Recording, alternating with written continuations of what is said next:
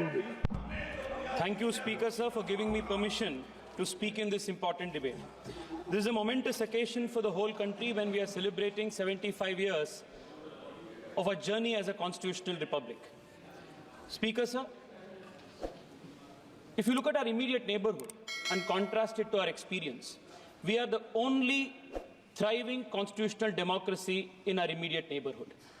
This is the strength of this country and the testament to not only the strength of our constitution, the sublime constitution that our constituent makers gave us, but it is also a testament to the strength of this civilization, this culture that has always placed the values of democracy, the values of freedom of expression, and dharma as the foundation stone of this civilization.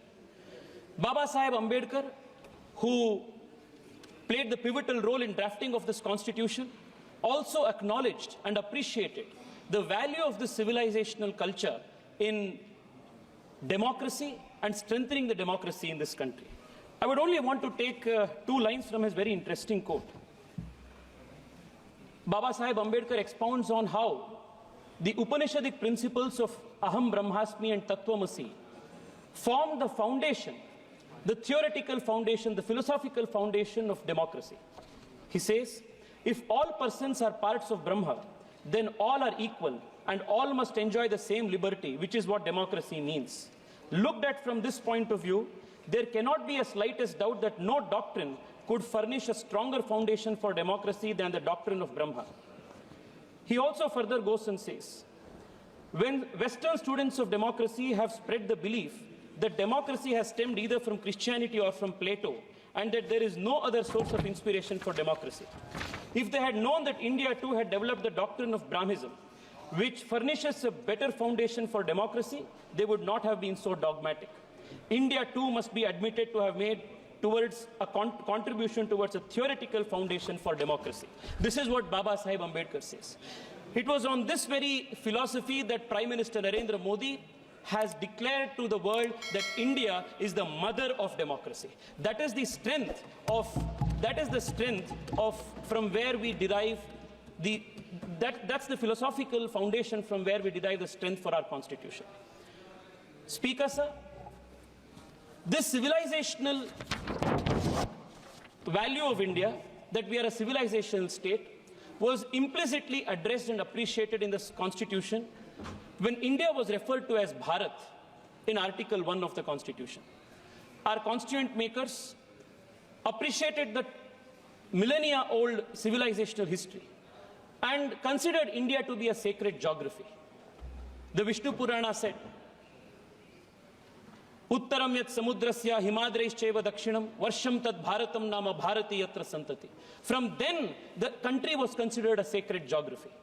But unfortunately, Speaker, sir, starting from the first Prime Minister in the Congress party, Pandit Nehru, to the communists and the others who followed, India was not considered a sacred geography because they did not have the civilizational worldview that India was a millennia-old state.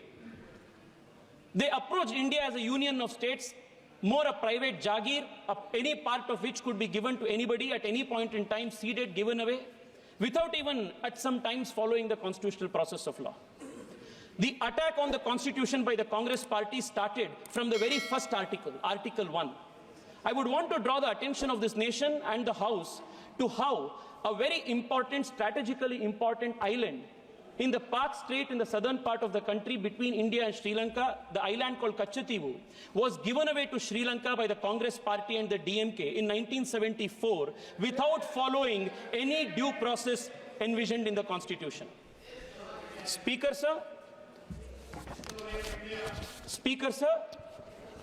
when Pandit Nehru was asked about this very important island called Kachativu, which falls in the Pak Strait, which was part of the then Madras presidency, belonging to Raja of Ramnad, Pandit Nehru says, I attach no importance at all to this little island and I would have no hesitation in giving up our claim to it. This was Pandit Nehru's position on a very important island. And सुनना पड़ेगा गौरव भाई, सुनना पड़ेगा, आपके पीछे आपके historical पाप को आप सुनना पड़ेगा. Sir, the DMK which today is lecturing us, the DMK which is today lecturing us on secularism and the constitutional morality, this party also joined hands. Karunanidhi, who was then the chief minister in 1974, was well made aware that this was the solution and this island would be given away. They also supported this. And in 1974, without bringing an amendment to the Constitution, because Article 1 and Article 3 of the Constitution mandates that if there is any change in the territory of India, that has to be brought before the Parliament. Nothing was done. Parliament was not taken into confidence. Article 1, Article 3 was not amended. Nothing was done. By a mere executive action, a very important island belonging to India was given away for political reasons by the Congress party. Sir, this was not the first instance. Lot was spoken about the basic structure of the Constitution. Parliamentary sovereignty and sovereignty of India is one of the founding principles of the nation. But the Congress party, not just in the instance of Kachativu, but even in the instance of Aksai Chin with respect to China, and more recently it was learned that the UPA government was ready to even give away Siachen to Pakistan. This is their commitment to territorial integrity of this country. This is the difference between one view which considers India to be a civilizational state, a sacred geography, and between one whose leader of opposition, even when he goes abroad, says India is not a nation but is a union of states.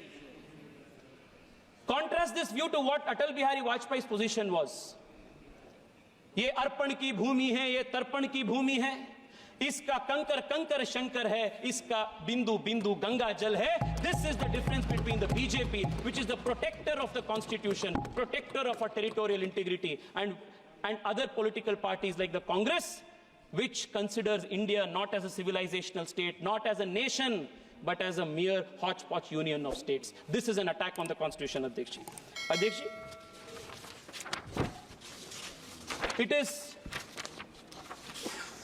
it is this difference in the philosophy of approaching the nation and the constitution that resulted in the Congress party and its successive dynastic prime ministers attacking not just the constitution but the very soul of this country. The forcible insertion of socialist and secular in the Indian constitution during the 42nd amendment was not the first attempt at introducing these two ideas in the constitution and making the constitution rigid. Even during the Constituent Assembly debates, a proposal was made to add socialist and secular into the country's preamble and the constitution. And this was categorically rejected by Baba Saheb Ambedkar. And the reason why Baba Saheb Ambedkar rejected this is very telling. Baba Saheb Ambedkar, while rejecting the proposal to add socialist and secular, makes this very important observation. He says the constitution is merely a mechanism for the purpose of regulating the work of the various organs of the state. It is not a mechanism whereby particular members or particular parties are installed in office. What should be the policy of the state, how the society should be organized in its social and economic side are matters which must be decided by the people themselves according to time and circumstances. Sir, yesterday many members from the opposition said that the Congress party introduced 42nd Amendment, socialism, secularism in the constitution with a laudable objective. Let me tell this nation and let me tell this august house that there was no laudable objective behind that insertion.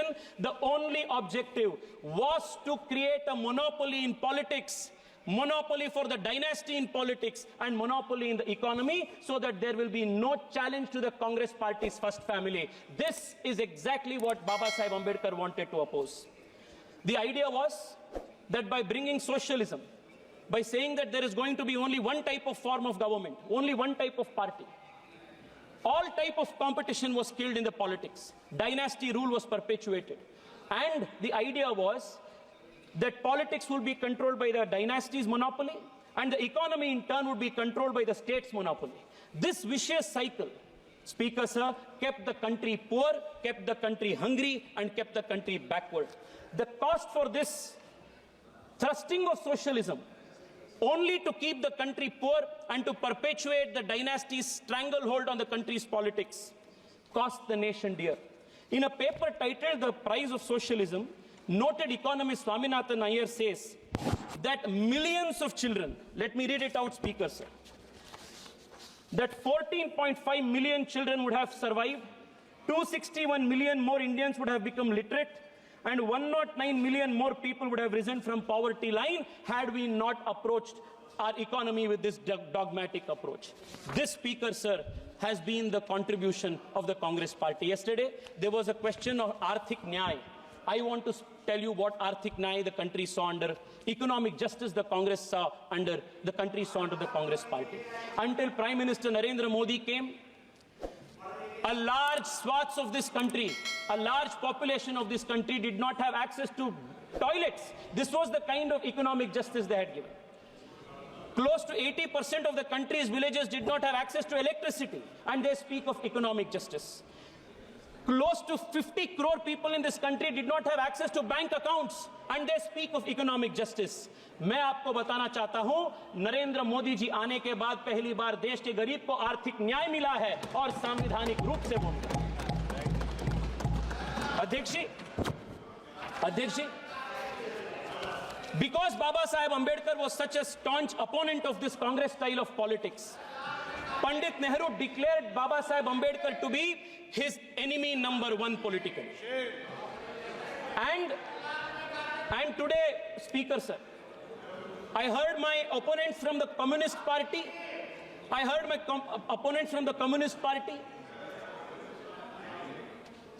state that the RSS was against the Ambedkar and Ambedkar's constitution. There cannot be anything farther from truth than that assertion. Sir, not once but two times, Baba Saheb Ambedkar's electoral chances was thwarted by the Congress and the Communists working together. And Savitri Ambedkar, in her book, Reminiscences of My Life with Ambedkar, notes that S.A. Dange, upon the instructions of Pandit Nehru, worked overtime to defeat Ambedkar in both the by-elections. Make it brief.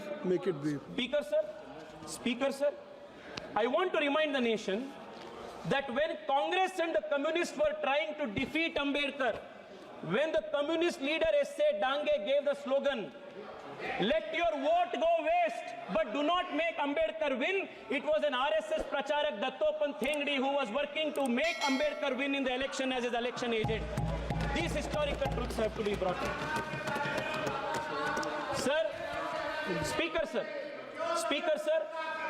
for a very long time, a big hypocritical drama has been conducted in this country where those who are the attackers of the Constitution have posed themselves as the champion of the Constitution. And this hypocrisy must be exposed, Speaker, sir.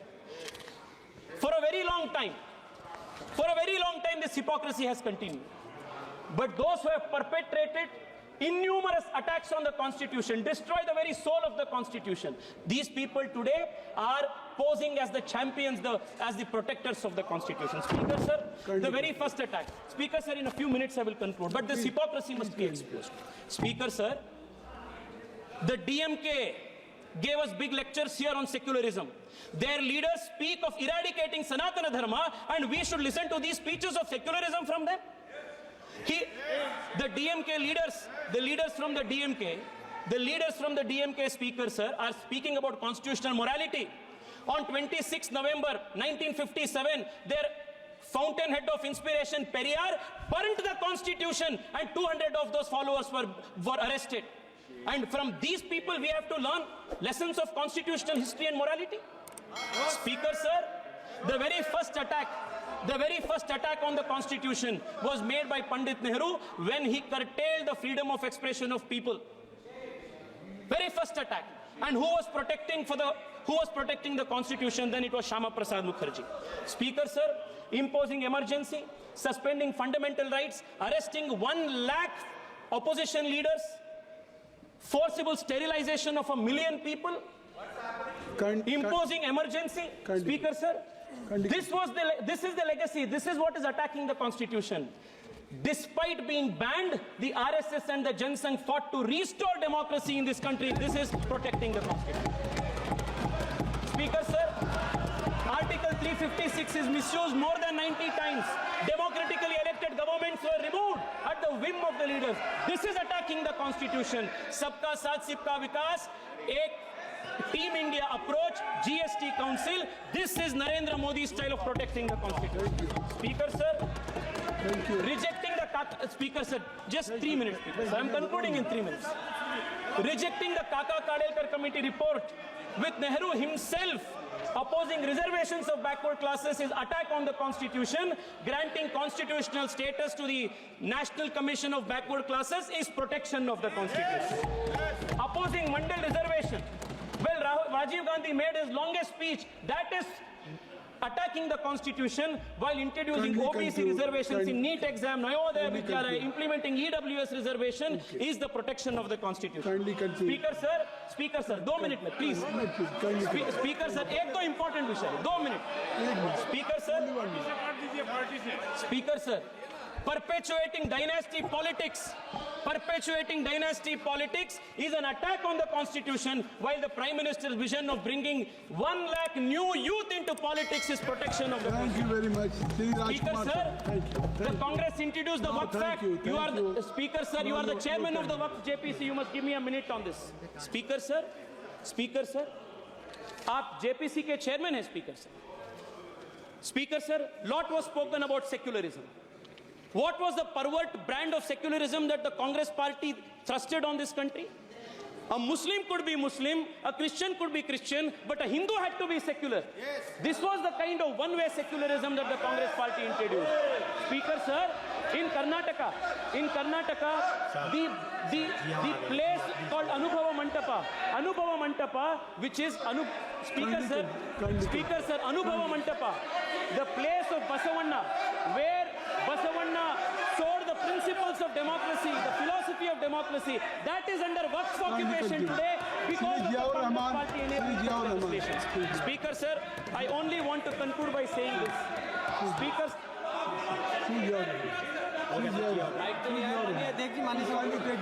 Take it.